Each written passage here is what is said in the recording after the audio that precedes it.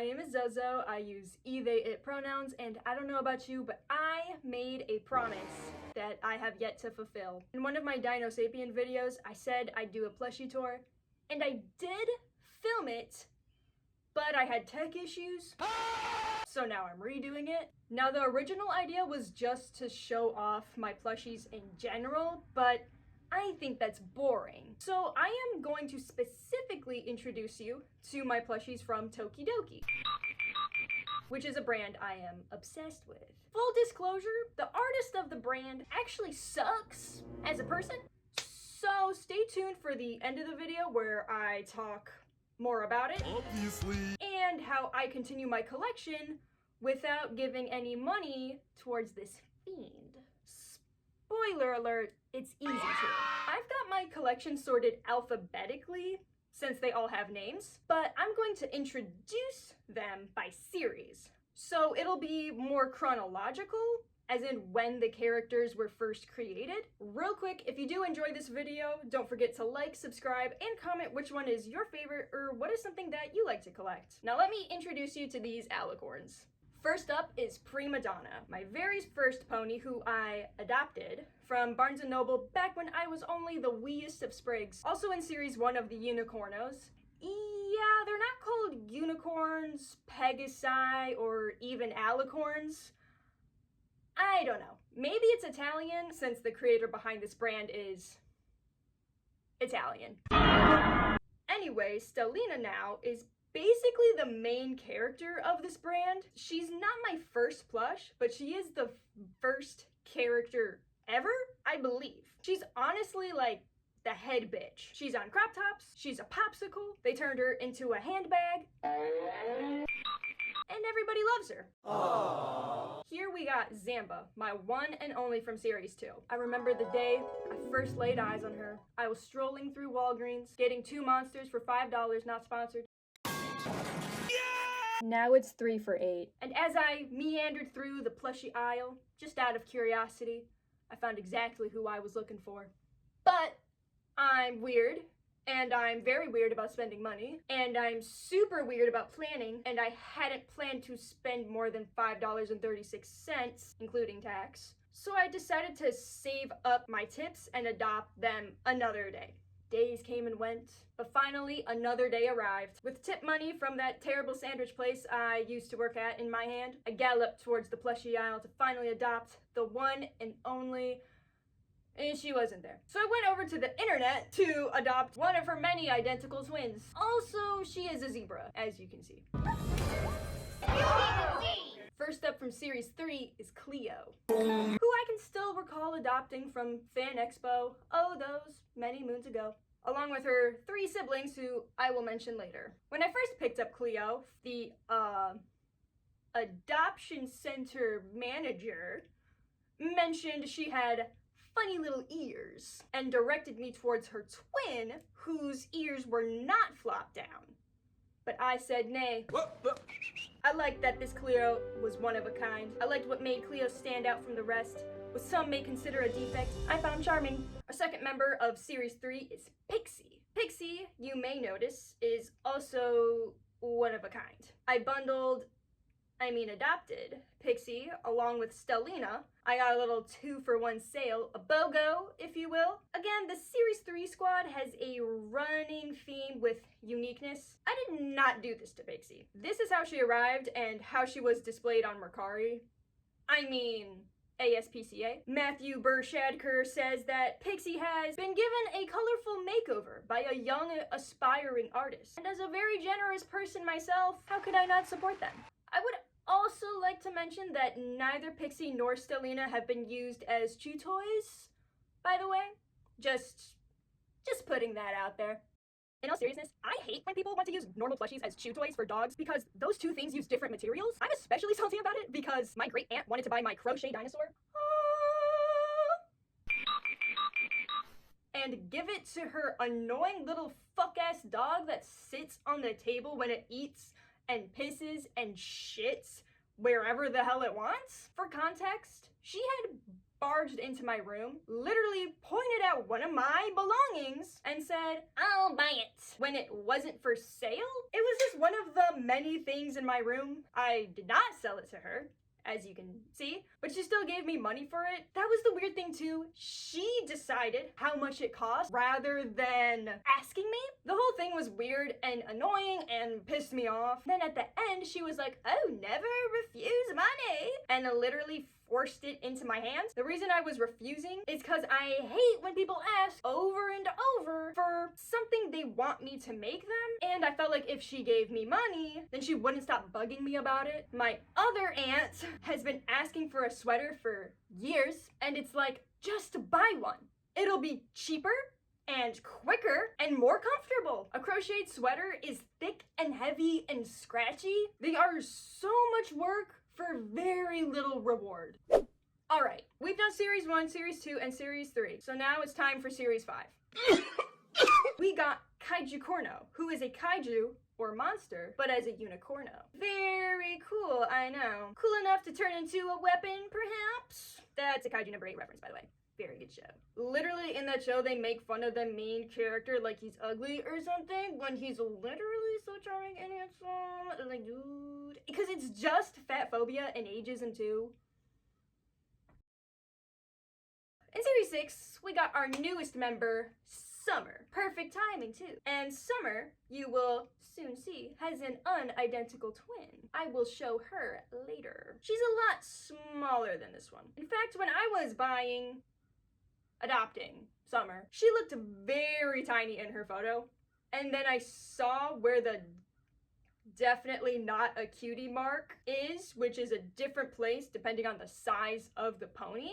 Next up is everybody's third favorite day of the week, Sunday. She is one of Cleo's 3 siblings, by the way. Does anybody like eating actual sundaes? I can never get past the fruit in desserts. Same with cassata cake, because fruit texture is so inconsistent, and even when it isn't bad or squishy, I still feel like the fruit texture doesn't go with ice cream, or cake for that matter. Wow, that's a great segue. How did I not catch that? Speaking of, our one and only member of Series 7 is Frutina, whose design is very simplified in plushie form, most notably the lack of ombre.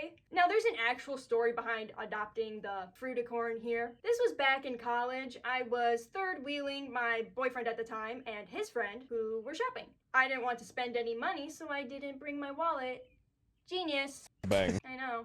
But then as I was perusing Walgreens, I saw the fruitiest thing ever, and I wasn't looking at a mirror. You know they're laughing at you, right? But like I said, I hadn't brought my wallet, so I made my boyfriend at the time buy it for me. See, it wasn't so much like a gift from someone who is now my ex, which could be weird to keep around. Rather, I made him buy it for me. Looking back at it, I can actually recall I saw 2 Tokidoki ponies, and especially right after he dumped me, I really wished I made him buy me both of them. Funnily enough though, I think I do have that exact pony now. Now for the itty bitty ones, starting with the Flower Power series. The small ones are sold, put up for adoption in blind bags. The blind bags typically consist of 3 little guys and a secret little guy. First one up is Orchid, who is actually the secret one, and I was very confused at first when I first opened her up and her name wasn't on the back of the packaging. We also got not 1, but 2 tulip, as well as not land but water lily. The last remaining member of the Flower Power series is Peony? Hope I'm saying that right. Peony isn't even the secret character, so I don't know how I'm missing her, but now she is on my adopt list. So hopefully, if I make a profit at my next craft fair, I will be heading to the best animal shelter this side of the Pacific Ocean, Mercari, and Lil Peony will be reunited with her sisters. The next blind bag series does not have a name nor a number associated with it, but it has a sort of weather theme going on. First up is Alba. I know. sick as fuck. The eyeliner eyeshadow combo goes crazy. I'm literally hanging up all my e.l.f. products, I'm throwing out the Maybelline, and I'm retiring early cause, holy hell, nobody can compete with this. I'm bored of editing, so I am gonna try this. Step 1 is we're gonna moisturize, and I'm not telling you what brand of moisturizer cause they're not giving me money. My fucking monster cans are rattling. And also any moisturizer is gonna do the same fucking thing. I'm definitely gonna need eyeshadow primer. Ironically, should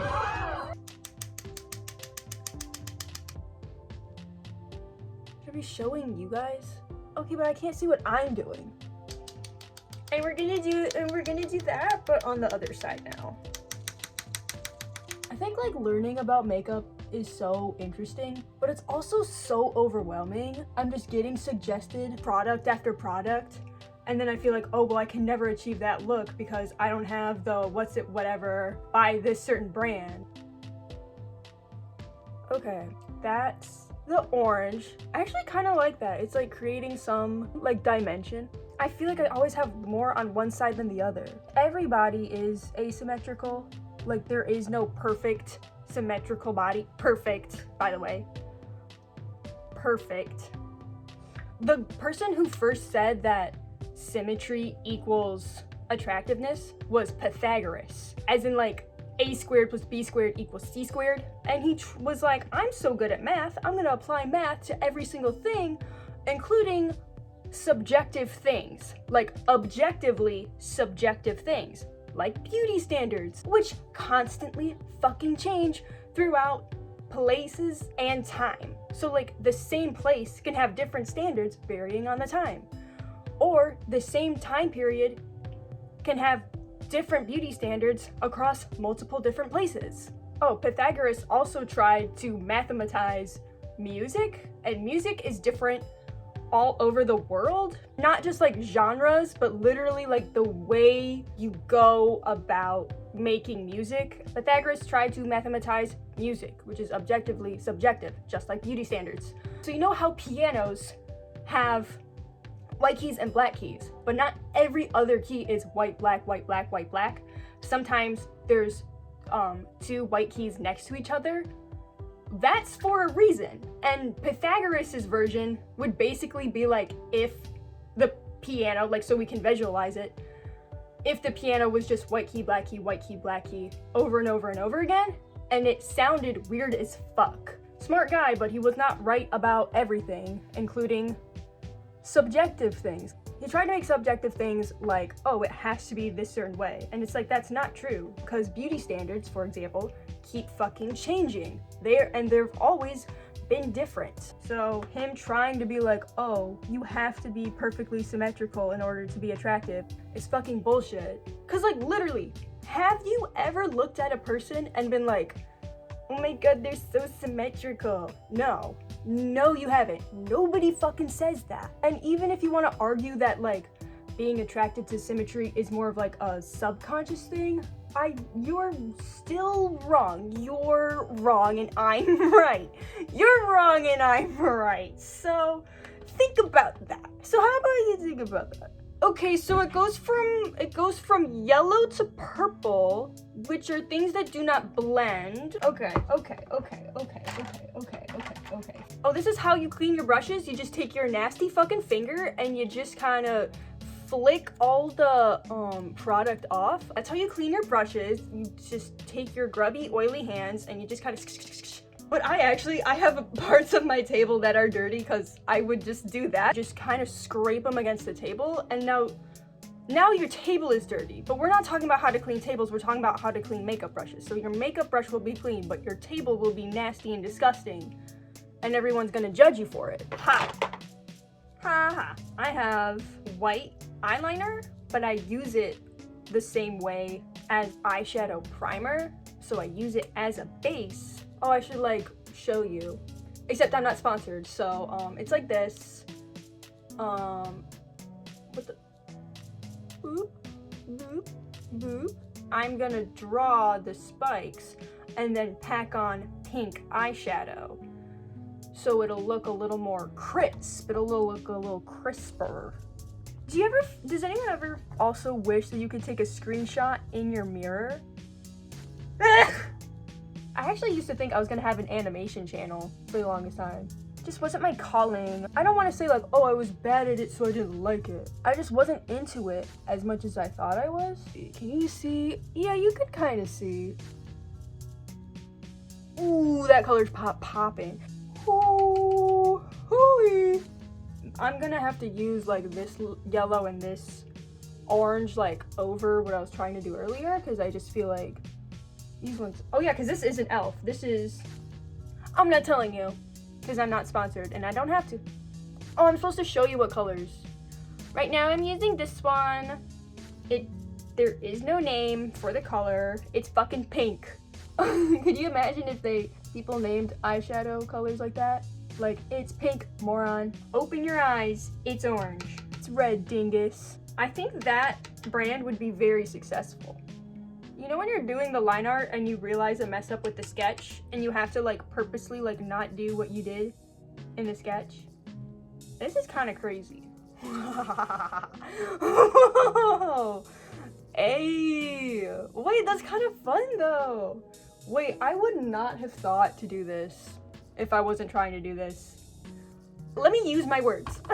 I would not have thought to do like this pattern if I hadn't tried to make this into this. Oh yeah, and this brand, they always have the eyelash going out in the front. I have like one eyelash like in the front.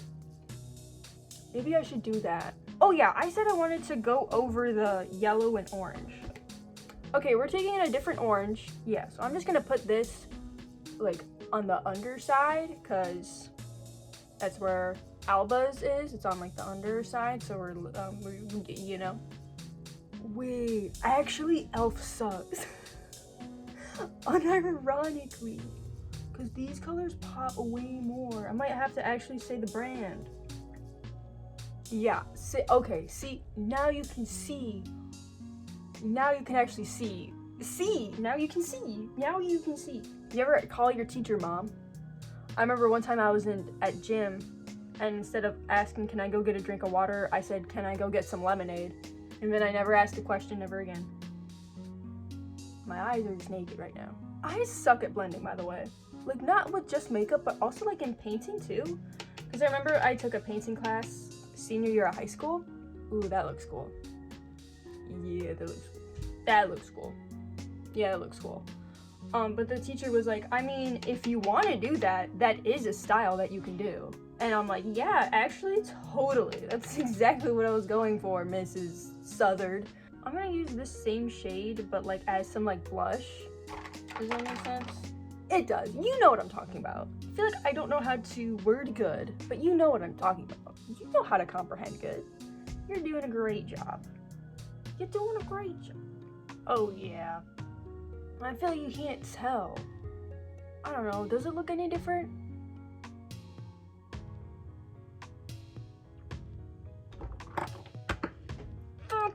Now we're gonna go with the lighter purple color. Oh, I feel like I'm gonna mess it up trying to look at it in the mirror. This setup is probably so jank because I'm just like this over here like, but I'm filming up here. How do makeup artists do it? I mean, I'm sure they have their mirror and their camera like, what, like camera here, mirror there, or mirror. Why don't I do that actually? Why don't I do that? I'm only over half an hour into. That's why I don't do that. So that's when you're in the movie theater. Not like this is a tutorial, so you like have to know what I'm doing, cause how could I tutorialize on what to do when I don't even know what I'm doing? So first what you're gonna do is you're gonna have the worst fucking lighting in the world, and then you're gonna make yourself look like a fucking fool, and you're gonna talk about Pythagoras for a little bit. That's part of the tutorial. You have to talk about Pythagoras and how he was a real smarty when it came to math, but it stopped there.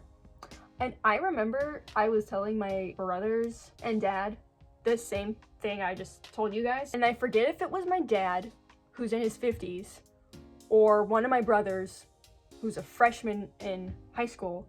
But one of them said, Oh, Pythagoras. That's the guy who flew too close to the sun, right?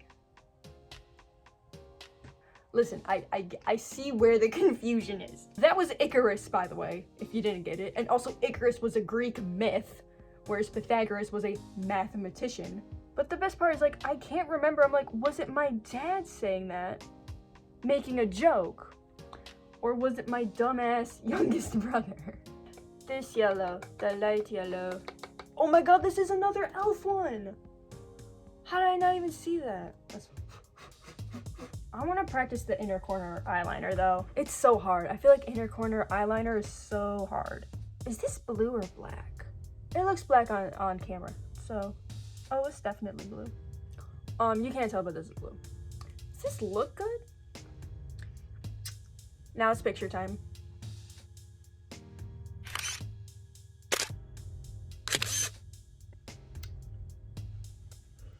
I just realized I forgot to do lips.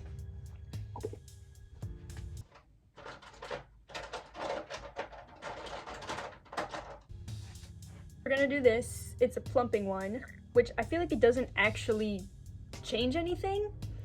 But it makes it feel funny, so I like that. I should totally become a makeup channel. Do I want to actually try to do something? Hold on, I'm feeling inspired by Freddie Chen. Hold on, stop, stay there.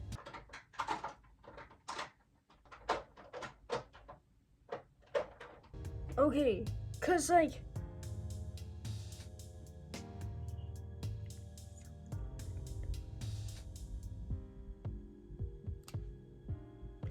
cause I swear Freddie did something where it was like, it wasn't like a lip color, it was like you know?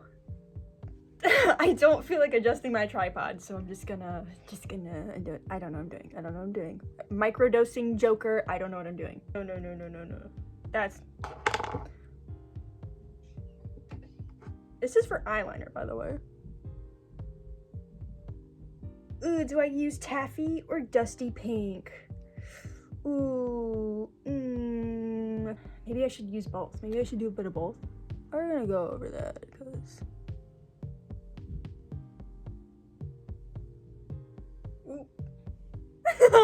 It's like the Roblox smirk. And you know what? What if that's what I was going for? Oh, wait, what? I quite literally just smudged it up. I'm better at this than I thought. I can see like the 2/3 grid while I'm recording. And like, ooh, it'll look really interesting. The corner of my lip will look really cool right here. Or the other corner right over, or my mouth, like right over here. Ooh, that's a good spot to put it. Like, cool. But like, you're in my way, because I'm using you as a mirror. Is this crazy? Wait, no, that actually works, because I kind of look like a little doll. I actually really like drawing on the smile way better, because I don't know how to smile. Like, every school photo, like, I got my mouth closed. I'm not showing you my teeth, weirdo. I feel like every time I do my makeup, I look like a 12-year-old. I mean, I guess I look like that without makeup too, but I feel like I look like a baby. I feel like your face is shaped different when you're like a preteen. I somehow revert back to that. Anti-aging. Guess I just put too much sunscreen on. Okay, now we're gonna go back to photos. Okay, that was embarrassing. Bruh. By the way, let me know what you think of this background music. I made it myself, so let me know if anything felt too repetitive. But if you enjoyed it, I have a looped version as well on my channel. So you can listen while studying or anything else where you want some lyricless background music. Then we got Moonbeam. Also super cool. The design, the name, the vibe. No wonder she's so cool, since Moonbeam is the secret character. Cue the epic air horn. Now drum roll please for none other than Snowball, another member of the Wonky Aw Ear Club. But now prepare for Solara, and also Solara, and the one and only Solara. I had bought multiple packs of this series at a time. Unfortunately, it was very anticlimactic because I only needed one more character and I got it first try. Oh my god, no, it's fine. So then I had 2 more packages and I knew that they were gonna be repeats. And those repeats were both Solara. So that was the opposite of suspenseful. But it's alright, cause Alba Moonbeam and Snowball each get a Solara to bone. Huh? All the unicornos are done now, but this is far from over, because now let me introduce you to the Mermacornos. Oh yeah, a pony with a horn, and wings, and a mermaid tail. This is Cora from Series 1. She was also adopted from the convention, and I believe she is Fruitina's long-lost sister, because I can recall the flippy sequins on the other pony from Walgreens. Moving right past 2, we have our Series 3 members, Jade and Seashells. Jade is absolutely beautimous, as you can see. And Seashells has a funny little way of spelling her name, which the readers of the subtitles can already tell. Her name is pronounced Seashells, but it is spelled Seychelles. Yep, the Y is one thing, but I cannot believe they threw a CH in there as well. This is all I have of the big Mermacornos. Now for the teeny ones. Our one and only in Series 1 is Perla. I do not know which squad crew she belongs to, but we've got lots of buddies for her. In Series 2, we got twins. Firstly, Aquaria. Secondly, Sparequaria. Spaquaria. Asperia. Yeah, instead of buying blind bags in a physical store, I'm just going to adopt the exact one I'd like from America's favorite nonprofit organization for sheltered animals, Mercari. Honestly, I should have learned my lesson after the Solara triplets, but I do not regret having doubles of a good thing. Aww. In Series 3, we got Jade. Get her, Jade. Yes, another one. So, kind of another duplet, but also not. The next series is not numbered, but named the Chinese New Year Series 1. So I guess it is also numbered, but it's the only Chinese New Year series, so... Her name is Seagreen. I'm gonna be honest, I do not know how exactly this relates to the Chinese New Year. I can see how the other characters relate, but Seagreen feels a little random. I'm probably missing something and should do more research. Now, I've pulled up a screenshot from the Tokidoki website for the character names. And you may see how this series is technically named the Lunar New Year. However, I did actually do some research, and this term is incorrect. This celebration is not based on the lunar calendar, and the traditions are specifically made and celebrated by Chinese people. There are other Asian cultures that also have New Year festivals, but they each have their own name and traditions specific to them. The term Lunar New Year is a term made up by Westerners that puts multiple diverse Asian cultures all under one blanket or umbrella term. This happens a lot, and it's called the Asian monolith. I remember in high school during the morning announcements, they were talking about the Chinese New Year, and they said the opposite. They said calling it the Chinese New Year was wrong and exclusive, and that's how they justified having all of the students make origami cranes to celebrate the Chinese New Year. Origami originates in Japan, by the way. It literally took me 5 seconds to Google that. Obviously, it's more important to listen to the people that actually celebrate their holiday and use their words instead of what other people inaccurately call it. In summary, my high school bamboozled me, but luckily I found that video explaining why Lunar New Year is incorrect, which I will link in the description. We have seen a combination of horse and witch, as well as horse and witch and fish. Now prepare for something the likes of what we have never seen. Baby Summer, but with a tail, no wings, gills, and in the shape of an inner tube that you'd find at your nana's pool. I know this character is Summer, a unicorno, because there were no mermacorno characters that had Summer's design, so I bet you think you've seen it all. Well, you are about to be wrong. Prepare your eyeballs for not a pony, not a unicorn, not a Pegasus, not an alicorn, not a mermaid, not an inner tube, not even a stallion. Puppies. This is Donatina and Donatino from the Donatella and Friends series. Yeah, they all have similar sounding names. The artist behind this brand does that weird trope where characters that are meant to be romantic companions look nearly exactly the same, which I always found to be odd. Like, they're just the girl and boy version of each other. Gross. I have figures like this as well, so I like to mix them around. So now you think you have truly seen it all. Well. I am sorry to disappoint, because now you better get your butt ready for baby kaijus. Actual kaijus, and not little kaiju cornos. These are the only characters that do not have names, unfortunately. Therefore, that responsibility has been thrusted upon me. This one is El Tigre. This one is Ben, you can tell by the shoes. And this one is Kevin. I'm missing the cutesy and uncutesy ones in this blind bag series. Now, you may have picked up that these names are all references to the Spanish teacher from Community. Have you met me? Speaking of, his last name is pronounced as Chang in that show. It's actually And I'm gonna drop my source in the description below again. Wild world of Chinese gay slang. Should I call them slang? But of course, it's not like the actor, Ken, would know since he's Korean.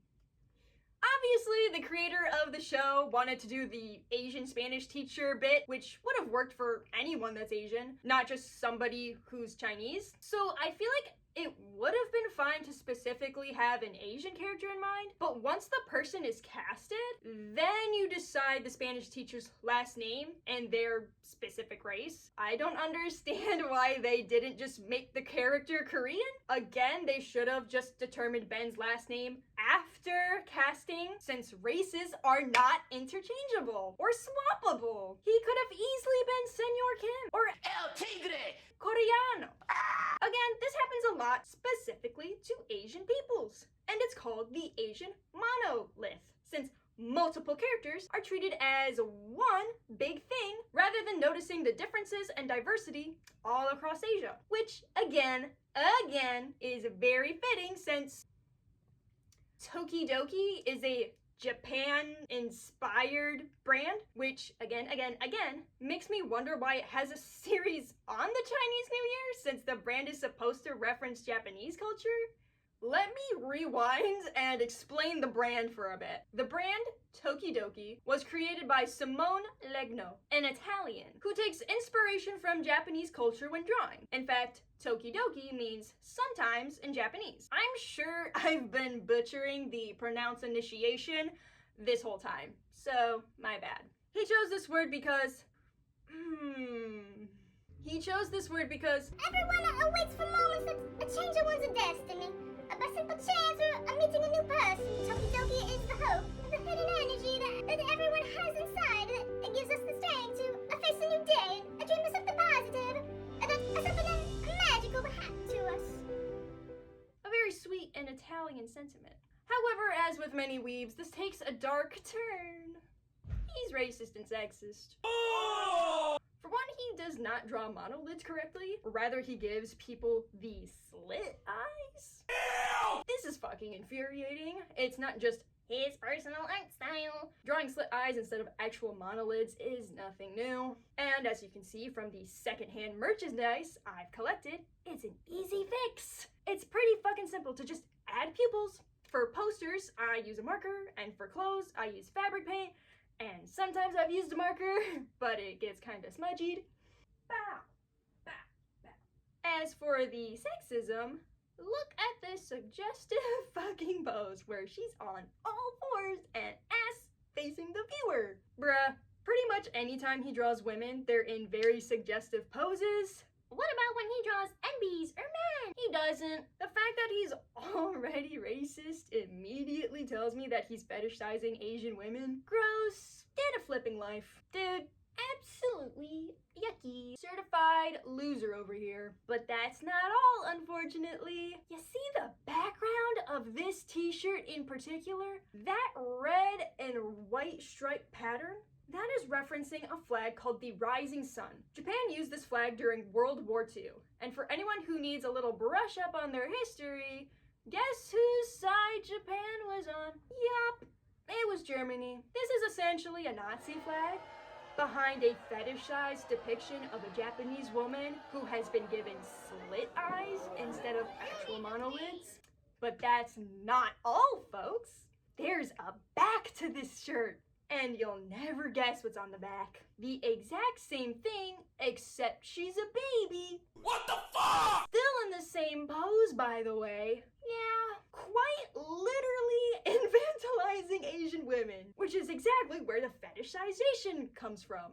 I don't know about you, but I feel like every time I like a brand or a game or a musician, I quickly find out that they've done something seriously messed up and wrong. But obviously, it's harder to be marginalized. So I want to prioritize supporting marginalized people rather than, but I want that pretty booty. But how do I do that? Since clearly I have a bunch of shit from this brand. It's really fucking simple. I just buy things secondhand or pre-owned, whether it's Mercari, eBay, Poshmark, whatever. And as for music, it's also really easy to find fan-made lyric videos of songs you like by people you now hate. Which, by the way, I think is an even bigger spit in their face, because it's like, look at me. I'm purposely going out of my way to enjoy your stuff, but in a way that doesn't give you any money. And for games, I'll be transparent. I'm thinking specifically about Pressure on Roblox. Finding out one of the main devs is a victimizer was seriously disappointing. But what cheered me up was playing a different Roblox game with my cousin while we vented about how shitty that dev is and how much it sucked that we no longer wanted to play this game that we used to enjoy so much. I wanted to bring up the racism and sexism behind this brand since I didn't want this video to basically be an ad for this company. I don't want anybody to watch this and be like, oh boy, those ponies are really cute. Well, I'm gonna go buy some now. Which is why I brought up buying secondhand or pre-owned products. That way it doesn't actually support them, which is also better for the environment too, so that's a little bonus. I also wanted to bring this up because I know what it's like to be on the other side of this. Let me provide an example. People fucking glaze the anime or on High School Host Club, but not a single person ever brings up the blatant transphobia in it, and I know why. It's because it's awkward talking about transphobia, and people get scared that if they talk about it at all, they'll say the wrong thing and ruin their reputation or self-image. In other words, they don't want to say, I really like this show. Oh, by the way, they say the T-slur because they're afraid it'll sound like they enjoy the show for the transphobia. Being scared of saying the wrong thing, especially about important subjects such as transphobia, is totally normal and very common. However, staying quiet about it and ignoring it can actually be worse. For me, I was so confused how somebody could suggest watching it without warning me that they say tranny multiple times. From his shift at the tranny bar. It's really infuriating. What's worse is you can easily enjoy the show while not supporting it by pirating it. In fact, I would have really appreciated it if somebody told me, hey, this is my favorite anime, but they say the T-slur, which sucks, obviously, so I make sure to pirate it. And I wanted to let you know to make sure you also don't support the show. It's that fucking simple. By the way, nobody can say, oh, I don't support this person. I just listen to their music. Because that is supporting them. Support isn't saying or thinking something to yourself. It's action. Your words mean nothing if your actions say otherwise. Of course, this isn't just about transphobia, but racism and sexism, and specifically the intersection of those two things. Or honestly, all three of those things. It's totally normal to be cautious when talking about anti-racism, feminism, anti-queer phobia, etc. But it's fairly easy to problem solve and find something that works for you. Makes it easier to talk about and helps you feel more confident in what you're saying. In fact, that is exactly why I scripted this video. Feel free to let me know in the comments about any brand, musician, game, etc. that you enjoy or used to enjoy or have mixed feelings about since it's been revealed that the creator sucks, and how you've managed to get around supporting them or what you've replaced them with instead. Thanks again so much for watching. If you enjoyed, make sure to subscribe, like the video, and comment below.